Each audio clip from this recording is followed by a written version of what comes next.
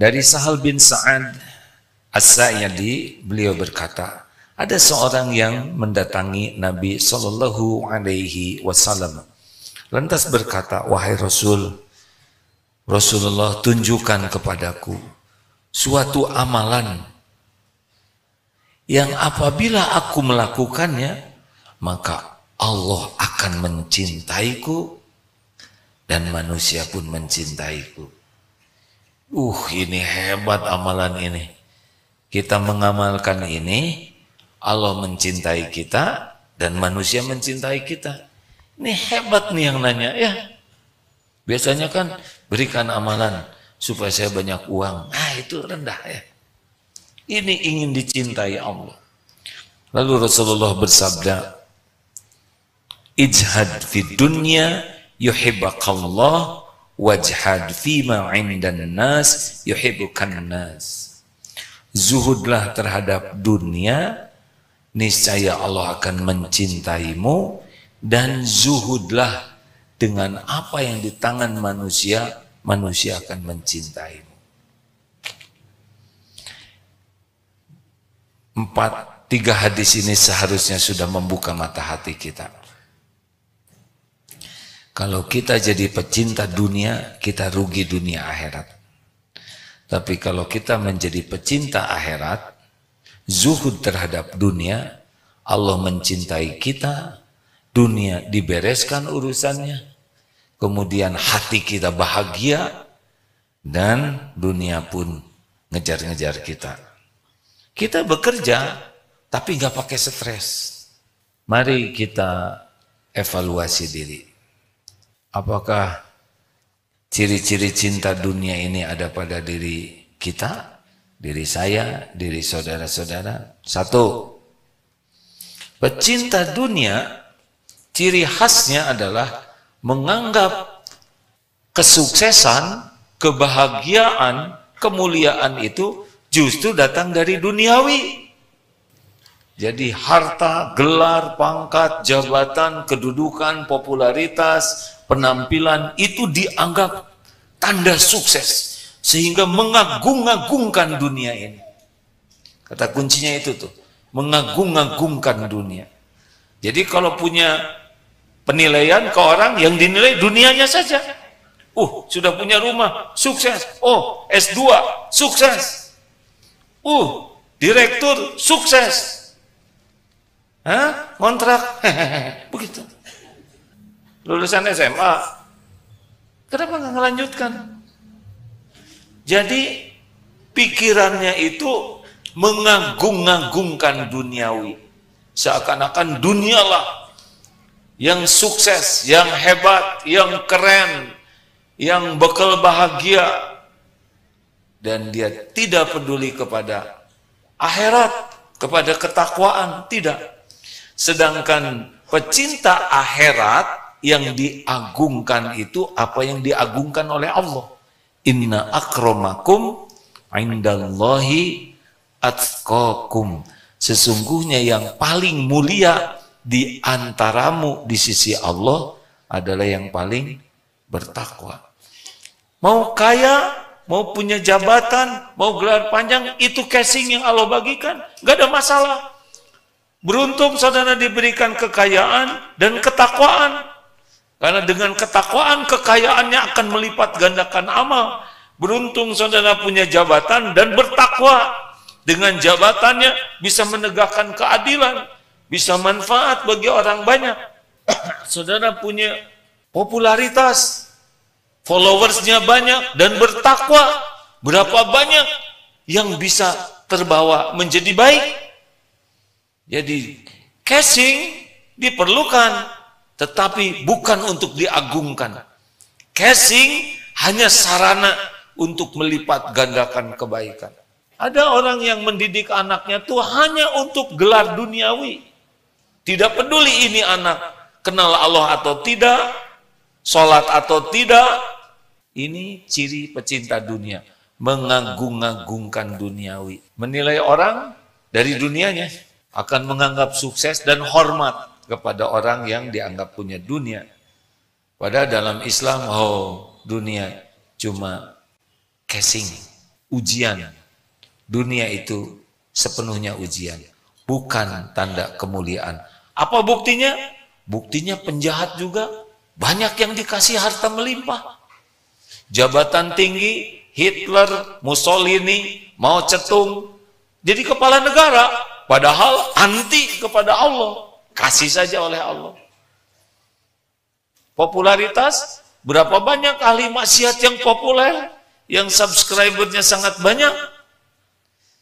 Wajah cakep, berapa banyak laki-laki perempuan yang bergelimang dosa karena penampilan yang keren, benar? Casing.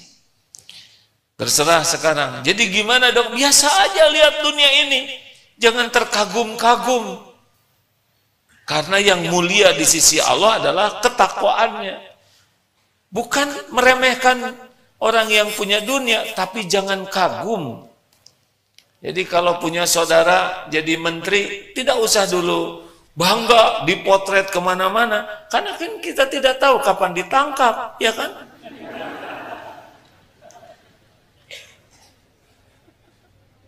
Serius. Kita tidak tahu, biasa aja. Kita respect. Kok tamu kalau ada gubernur ke sini, ya nggak apa-apa, kita hormati sebagai tamu. Tapi tidak usah kagum. Ya, pada udahan, ya benar. Udah banyak gubernur ke sini, udahan. Ingat ya, tidak mengagumkan, bukan meremehkan orangnya. Tapi tidak menganggap hebat. Biasa saja. Kok nanti misalkan ada yang jadi terpilih jadi presiden, ya kita bersyukur, doakan baik, tapi ya tidak usah kagum-kagum amat, biasa saja ya. Apalagi kalau hanya capres, kan belum itu ya. Biasa saja. Kita doakan, mudah-mudahan kita punya pemimpin negara yang bertakwa. Hadirin, kita lanjutkan ya. Hati-hati ngedidik anak. Udah, jangan senyum-senyum sendiri.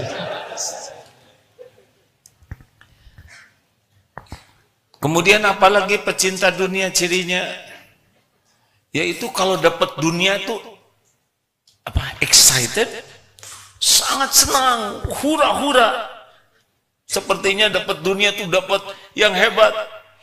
Dapat jabatan, syukuran, padahal belum kerjanya. Dan belum tentu selamat lagi. Tapi kalau nggak kebagian dunia, kecewa. Nggak kepilih jadi anggota dewan, kecewa, stres. Ini pecinta dunia, biasa aja.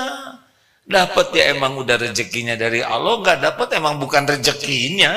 Kenapa ribet, betul? Tidak penting kok. Misalkan saudara melamar jadi anggota dewan, langsung kami terima di sini, Dewan Kemakmuran Masjid, ya biasa aja. Nggak kepilih lagi jadi anggota dewan, ya sudah, nggak ada masalah. Itu cuman casing, benar.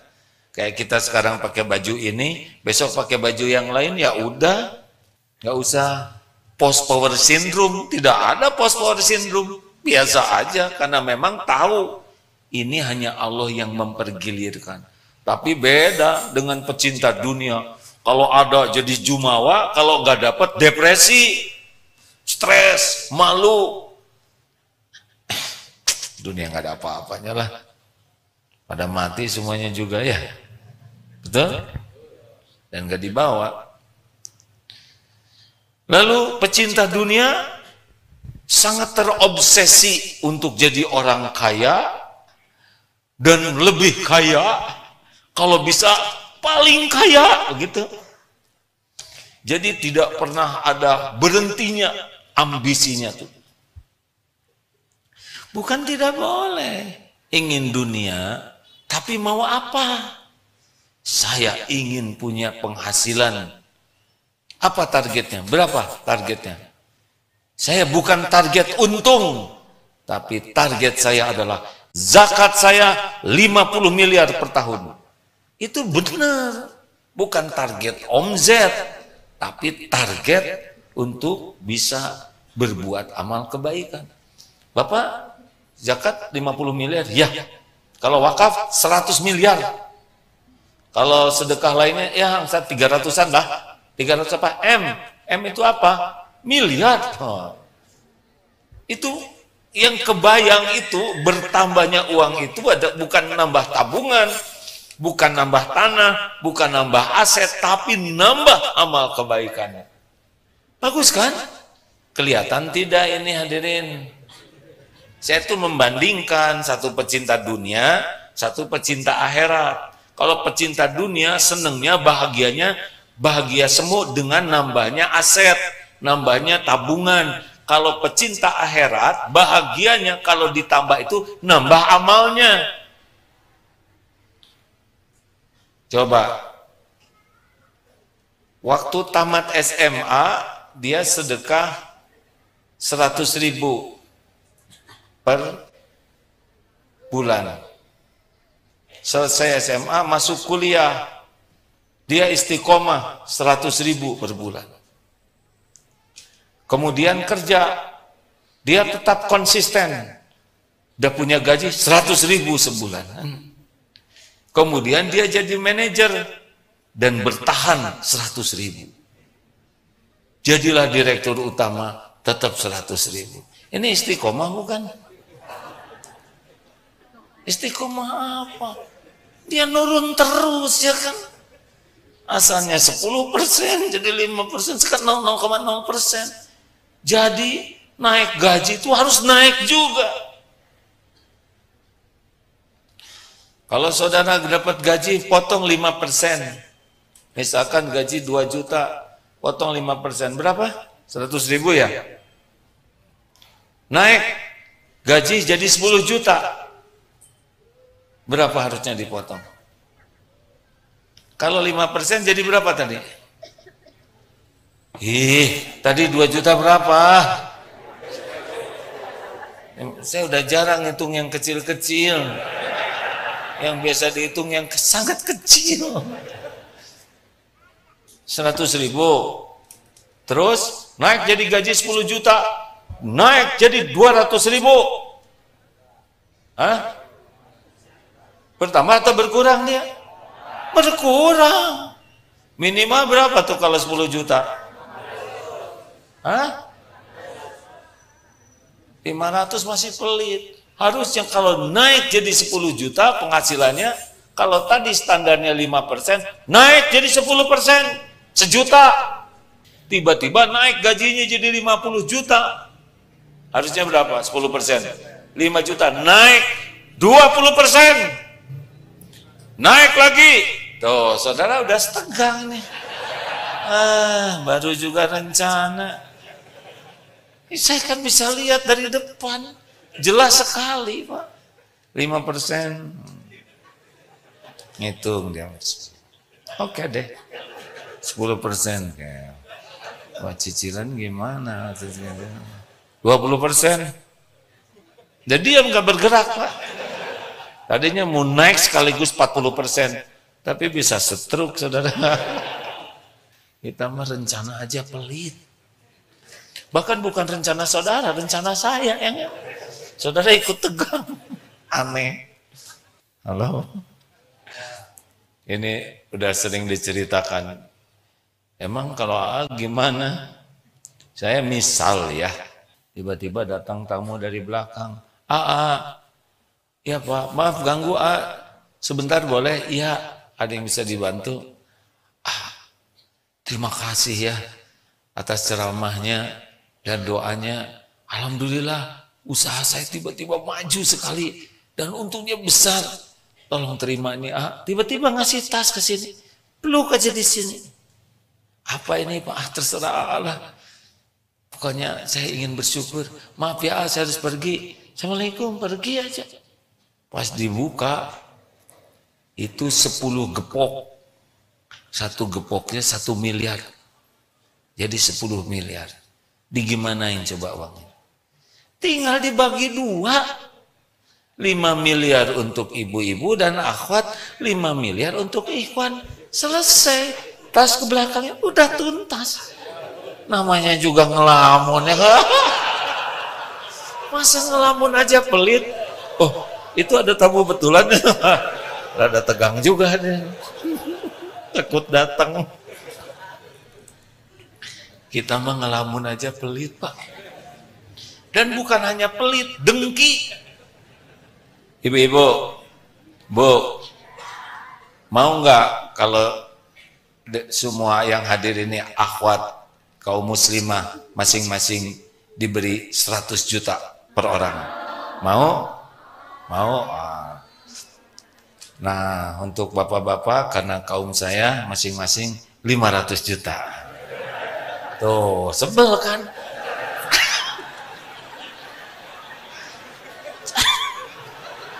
Cuma ngarang aja udah sebel. Dasar repot pecinta dunia ya. Bayangkan cerita ngarang aja dengki, Pak. Nah, kemarin di pengajian, ibu-ibu ya, ibu-ibu mau nggak dikasih voucher ongkos dan hotel ke Singapura? Mau, aduh, bagi masing-masing 3 malam. Setuju. Nah, untuk bapak-bapak umroh, oh siap. Baru ngelamun, udah ikut dengki, dasar pecinta dunia. Itu teh cinta dunia, Pak. Harusnya biasa aja. Pertama ini ngarang, ya kan? Kalaupun benar, ya sudah. Orang dapat rezekinya, kenapa kita yang jengkel? Aneh, betul tidak? Temen naik haji, ibu naik tensi. Mikir. Enak ketawanya ya. Kenapa coba? Karena ngetawain diri sendiri. Jadi bukan tidak boleh kita berjuang membesarkan perusahaan Abdurrahman bin Auf aja segitu kayanya. Utsman bin Affan radhiyallahu anhu segitu kayanya. Sekali nyumbang 1000 unta dengan perbekalannya. Itu kan kaya, Pak. Tapi nggak nempel di hatinya. Jadi makin banyak harta itu, yang terbayangnya bisa wakaf, selain bisa zakat ya. Kalau zakat kan cuma 2,5%. Jangan cuman itu. Kalau kita punya uang 2,5%, kecil itu. Selebihnya zakat, dari zakat wakaf, sedekah, jamu tamu, kasih makan orang. Oh, harusnya di sana. Yang kebayang tuh kalau banyak uang, bukan banyak rumah, banyak aset, banyak tabungan, itu juga boleh. Dan kalau kita rajin sedekah, mana kosot sodakotun min mal, tidak berkurang harta dengan sedekah, nambah, makin kita keluarkan, makin nambah dan bahagia. Selanjutnya, kenapa saudara nih campur aduk perasaannya? Apalagi ciri ahli pecinta dunia, pikirannya tuh duniawi saja. Dari bangun sampai tidur, bahkan dalam sholat juga, itu saja yang dilakukan. Udah sholatnya jadi sangat ringkas, selalu lambat, dilakukannya cepat, dan isinya juga duniawi. Itu pecinta dunia. Dan kalau doa, ya Allah, bukakan rezeki. Itu aja. Saya pengen jadi direktur, ya Allah. Nasi itu singkirkan. Kalau bisa cabut nyawanya aja lah. Waduh. Jadi, dan kalau wirid, pasti ya rojak. Karena memang dia pengen. Jadi kalaupun minta, jarang minta akhirat. Jarang minta amal diterima. Kalau dia jadi tahajud, pasti ada mau dunianya tuh. Terutama lagi musim mutasi. Dia jadi saum, dia jadi wirid. Tapi amalan yang fardu, dia tidak lakukan dengan baik. Biasanya para pecinta dunia sangat suka melakukan amalan-amalan yang sunnah, karena ada keinginan duniawi. Misalkan wirid, ya rojak 10.000 kali, ya rojak. Itu saja. Solawat apa? Solawat aja. Yang penting dunianya tercapai. Ini ciri pecinta dunia juga. Dia akan datang jarang ke kiai, tapi datangnya ke orang pintar. Yang pintar tuh yang takut ke Allah ya. Justru datang ke dukun atau apa yang nanti bisa melancarkan urusan dunianya. Betul kan? Hah? Oh ngangguk kan ya? Ya sudah, nggak apa-apa, tinggal tobat yang ngangguk yang. Sholat, rapat, lebih diutamakan daripada sholat. Padahal nggak ada artinya rapat kalau Allah nggak nolong. Dipepet-pepet, duhur dengan asar diakrabkan. 2:30 dengan 3 kurang 1/4. Supaya sekali wudhu. Kalau bisa dikosor, kalau bisa. Maunya main kosor aja. Jamaah kosor tuh favorit. Ngaji, enggak. Baca Quran lewat, tidak. Pecinta dunia, enggak mau baca Quran. Buang waktu. Datang ke majelis taklim, kalau ada sisa waktu. Kalau enggak, datang ke majelis taklim, bagian sambutan, dan sesudah itu, saya mohon maaf, ada rapat. Gitu. Padahal di majelis taklim itulah datangnya rahmat Allah. Pokoknya urusan akhirat, ilmu akhirat, informasi tentang akhirat, sisa waktu saja. Semuanya demi duniawi. Termasuk teman. Teman-temannya itu yang sejenis saja. Yang kalau ngobrol duniawi saja. Dunia saja. Gaulnya dengan duniawi. Obrolannya duniawi. Tapi gak mau gaul dengan orang-orang yang soleh, para ulama, dengan majelis taklim. Oh, itu tidak nikmat. Pecinta dunia tidak betah ke masjid. Tidak betah. Tidak pernah datang, tidak mau terlambat 2 kali. Akhirnya kalau dia datang terlambat, pulang duluan.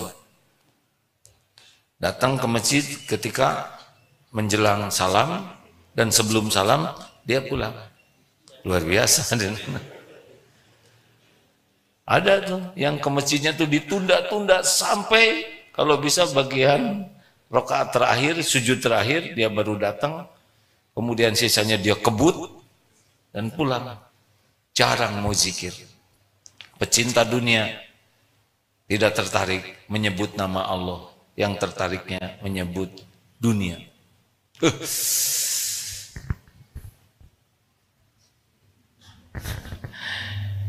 Saya tahu pikiran saudara.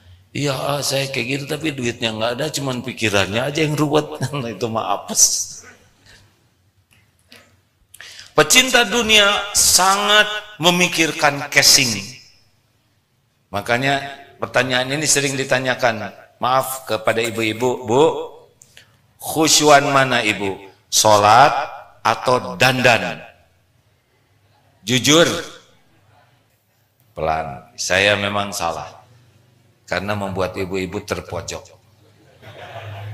Maaf ya Bu, tapi saya sudah tahu jawaban di hati ibu, walaupun tidak dikemukakan. Ya, kenapa sholat 2 menit saja terasa lama, sedangkan dandan 1 jam belum beres-beres, pengajiannya sudah selesai, ibu baru datang. Sangat mementingkan bentuk tubuh, tidak peduli Allah suka atau tidak penampilannya.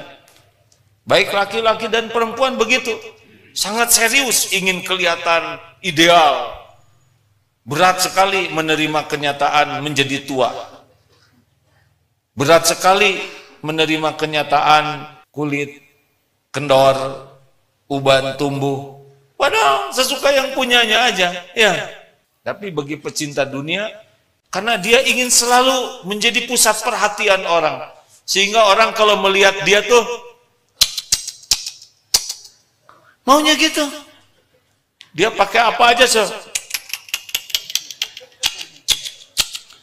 Padahal kita bisa sendirian begitu, ya kan?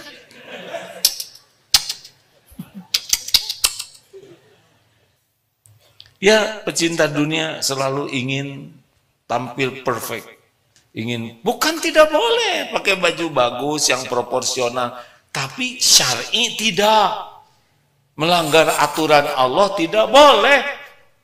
Pakai baju yang bagus silahkan, punya mobil bagus monggo, daripada mobil mogok terus kita bagian di belakang ngedorong, nggak enak.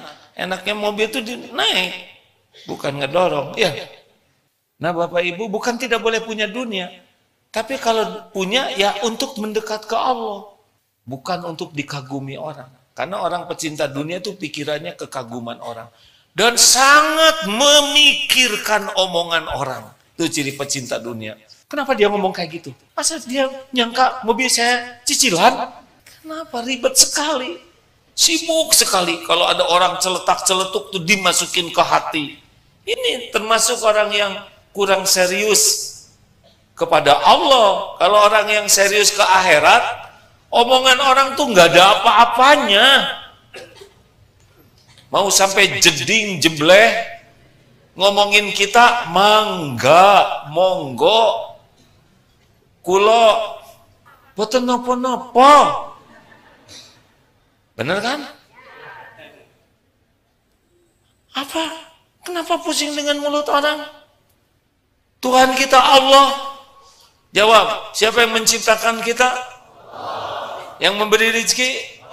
Yang mengurus diri kita setiap saat? Yang ngasih pahala siapa? Yang menjamin rezeki? Yang angkat derajat siapa? Yang mengampuni siapa? Yang punya surga siapa? Siapa dia yang menghina itu? Ha? Gak ngepek bro, Pak bro, gak ngepek. Beneran. Orang yang sibuk cita-cita akhirat, gak ribet. Paling didengar, kalau koreksinya baik, jadi bahan perbaikan, jadi tobat, jadi mendoakan. Kamera kemana aja nih Han? Begitulah. Lanjut. Ini kelihatannya serius sekali pengajian ini. Semakin terasa loh, ini hampir setiap nomor. Siapa yang ngelaporin saya nih? Si A nyindir saya terus katanya. Dan hal lainnya adalah anggap enteng dosa pecinta dunia. Jadi dosa-dosa itu dianggap biasa aja dan gak takut urusan akhirat. Jarang ingat mati. Seakan-akan mau hidup, perencanaannya tuh buat diri pribadi tuh jauh. Padahal malaikat maut udah dekat. Kalau pecinta akhirat bagaimana? Mati diingat terus. Saya besok belum tentu hidup. Saya harus melakukan yang terbaik saat ini. Bagaimana yang akan datang? Yang akan datang saya belum tentu masih ada. Kalaupun ada yang akan datang, semuanya ada dalam genggaman Allah. Tinggal saya patuh aja sekarang. Maka yang akan datang, Allah berikan yang paling baik menurut Allah. Mau ngapain kita stres dengan yang belum terjadi? Namanya juga belum terjadi, ya kan? Dan kitanya juga belum tentu hidup. Dan belum tentu sesuai dengan yang kita duga. Berapa banyak orang yang saat ini menderita gara-gara yang belum terjadi. Umur 32 belum menikah. Aduh, tahun depan 33. Emangnya hidup tahun depan? Gimana kalau saya sampai umur 40 belum dapat jodoh? Terus wae ngarang. Padahal 32 lewat 2 bulan meninggal. Yang mau pensiun, 3 tahun lagi saya pensiun. Cicilan belum lunas, kreditan belum habis, anak belum beres, belum ada yang nikah, hancur ini mah. Terus mikir yang terlalu jauh. Besok lusa bisa mati, kalaupun kita masih hidup, Allah akan nolong kita kalau kita jadi ahli takwa. Kayaknya tanah makin lama makin mahal, biarin, dan dipikirin juga tetap mahal. Kalau dipikir oleh kita jadi murah, silakan. Punya rumah itu bukan masalah harga tanah, harga rumah. Punya rumah itu Allah ngasih atau tidak. Kalau Allah ngasih, pasti dapat. Dan tidak harus beli. Berapa banyak yang punya villa, aslinya rezeki mamang dan bibi, benar? Bosnya mah jarang datang ke villa. Mamang dan bibi yang di sana. Tungku perapian beliau, sofa beliau, mamang metik bunga untuk bibi. lari di kebun dipelanin. Mama, baru ketika kita datang baru ngarit ya kan. Itu kolam di villa, kenapa bibi lebih langsing daripada majikannya? Kan berenang terus. Tidak harus punya, bisa tinggal di sana, benar? Kalau enggak mah ketipu aja hidup ini. Relax. Yang paling penting adalah niat kita. Akhirat, sempurnakan. Hari ini, saat ini, itu saja kerjaan kita ya. Besok belum tentu hidup kok. Yang meninggal bukan cuma di Palestina, di Indonesia juga pada meninggal. Dan yang meninggal bukan hanya yang di jalur Gaza, yang di Israelnya juga meninggal aja semua pada waktunya. Bedanya yang di jalur Gaza syahid, masuk surga tanpa hisab, bisa memberi syafaat kepada 70 anggota keluarganya. Masya Allah. Tidak di alam barzah syuhada itu ya. Sudah bisa ada diibaratkan, diisyaratkan pada burung yang hijau yang terbang. Bisa di surga, di lampion-lampion surga. Makanya orang-orang Palestina yang sudah yakin itu, sudah, gak ada masalah. Ayah mau kemana? Ini saya lihat dari depan wajah-wajahnya. Wajah-wajah bakal meninggal. Beneran. Jangan takut tentang dunia ini. Takut itu cinta dunia. Jangan takut tidak kebagian dunia. Takut tidak kebagian yakin kepada Allah. Ini yang bahaya. Jangan takut tidak kebagian dunia. Tapi takut kesibukan dunia tidak jadi amal soleh. Ini yang bahaya. Dunia nggak dibawa, tapi amalnya dibawa. Coba nanti lihat yang meninggal. Punya mobil bagus. Dia naik mobil bagusnya? Enggak, dia naik keranda. Iya kan? Dimasukkan ke kuburan.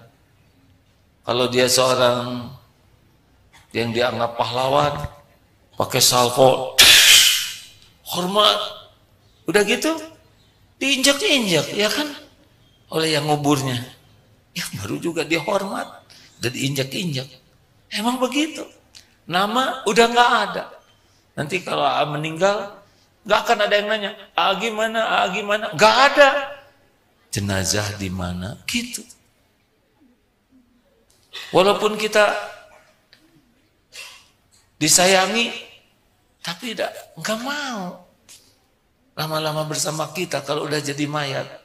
Misal bapak gitu, bapak meninggal, terus istri menangis, papi, jangan tinggalkan. Terus bapak bangun, pasti lari istri.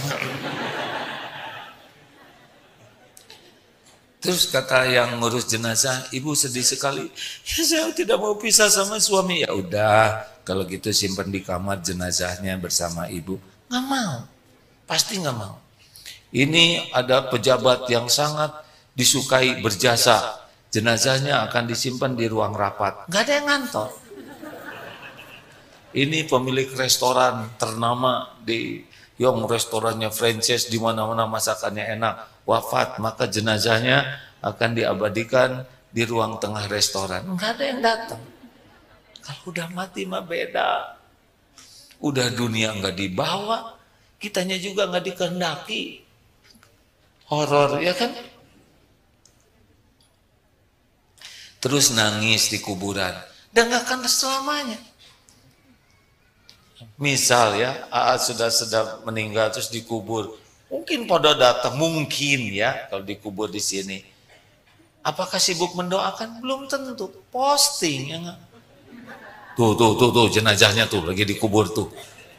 Tuh dimasukin tuh. Pemirsa dimasukin. Ya gitu aja. Boro-boro ngedoain. Sholat jenazah gak ngerti doanya juga ya enggak? Dahlah, siapa lagi yang mau nyelamatin kita dikubur kalau bukan amal-amal kita syariatnya, benar? Jangan takut tidak punya dunia, takut kesibukan dunia tidak jadi amal. Yang kedua, 3, Jangan takut tidak kebagian dunia, takut tidak kebagian syukur kalau udah dikasih. Karena yang bernilai dari dunia itu rasa syukurnya. Ucapan alhamdulillah itu lebih berharga daripada kita dapat berlian atau uang triliunan. Gak ada harganya triliun, hanya kertas. Yang berharga itu alhamdulillah. Meyakini ini rezeki dari Allah, Allah yang membagikan, dan diniatkan ini untuk mendekat ke Allah. Jangan takut tidak kebagian dunia, takut tidak punya sabar kalau sedang ditahan. Tenang aja, Deden. Laku sekarang tidak laku, habis. Ini baru lihat dari YouTube tentang anak kecil itu. Nah, di Palestina ada yang bisa dibantu. Duh, saya malu, kata anak kecil sekali. Saya malu mengatakannya. Apa nak? Mungkin saya bisa bantu. Kami sudah tidak makan 3 hari. Kalau ada makanan itu lesu sekali untuk adik laki-laki saya. Saya juga sedang tidak ada makanan. Nak. Sampai kapan ya Pak seperti ini akan berakhir? Masih merasa malu untuk minta-minta, bayangkan. Sabar, sabar ya. Sempurnakan ikhtiar, tidak usah komplain, tidak usah rewel. Kenapa hidup gini-gini amat? Jalani saja, ada kok rezekinya. Sekarang nggak ada gimana besok, besok sekarang yang akan datang tetap yang ngasih rezekinya sama, yaitu Allah. Mau zaman lapang, mau zaman sempit, mau zaman sulit, sama yang ngebagikan rezekinya adalah Allah. Mau dolar 10.000, 15.000, 20.000, jangan takut karena kita nggak punya dolarnya kan. Tapi ada dampaknya, barang-barang naik, sabar, jalanin aja. Dah ngomel juga tetap nggak punya duit, ya kan? Ikhtiar tanpa berkeluh kesah. Jangan takut tidak kebagian dunia, takut tidak ridho kalau dunia ini diambil oleh Allah. Ada waktunya dunia ini diambil. Milik Allah. Jangan lengket, jangan megang, jangan kayak megang kawat duri. Ketika kawatnya diambil, robek semua. Salah sendiri. Kenapa dipegang erat? Dunia nggak boleh dipegang erat. Biasa aja. Gak ada cinta barang-barang. Ada, alhamdulillah. Gak ada yang sudah selesai. Wah, barang saya ada yang ngambil, ya udah selesai. Mau lapor ya lapor, tapi nggak usah pakai sakit hati. Tahu nggak? Nggak tahu. 5 tahun yang lalu motor kesayangan saya hilang. Ya udah, ngapain diinget-inget 5 tahun? Ketemu nggak? Enggak. Ya udah, apalagi nggak ketemu ya. Tapi motor itu keren, ya udah silahkan mikirin motor yang nggak ada. Tahu nggak? Enggak. Dia pinjam uang ke saya 20 juta. Sampai sekarang orangnya nggak ada. Saya sakit udah 5 tahun saya mikirin itu. Udah duitnya nggak ada, orangnya nggak ada, dia sakit, rugi udah. Kalau rezeki kita balik kok. Ngapain capek-capek mikirin yang tidak ada? Mending nyukurin yang ada, benar? Dunia nggak boleh lengket. Belajar dari tukang parkir, jernih. Walaupun mobil, motor diambil sampai habis, nggak ada tuh kepedihan di hati. Karena nggak lengket, bukan miliknya. Jangan takut tidak punya dunia. Takutlah tidak bersih hati dengan rezeki saudara kita. Jangan ada dengki, ya. Suka-suka Allah mau ngasih ke siapa aja. Dia tuh dulu anak buah saya, tapi sekarang dia punya usaha yang sama dengan saya. Ternyata sekarang dia lebih maju, Dia pakai cicing. Emang udah rezeki dia. Tapi dulu ilmunya dari saya, bukan gitu, dari Allah. Aki cicing, udah waktunya. Ngapain juga kita sakit hati dengan rezeki yang Allah kasih ke orang lain? Relax, hadirin, dunia mah enggak worth it untuk ngotorin hati kita.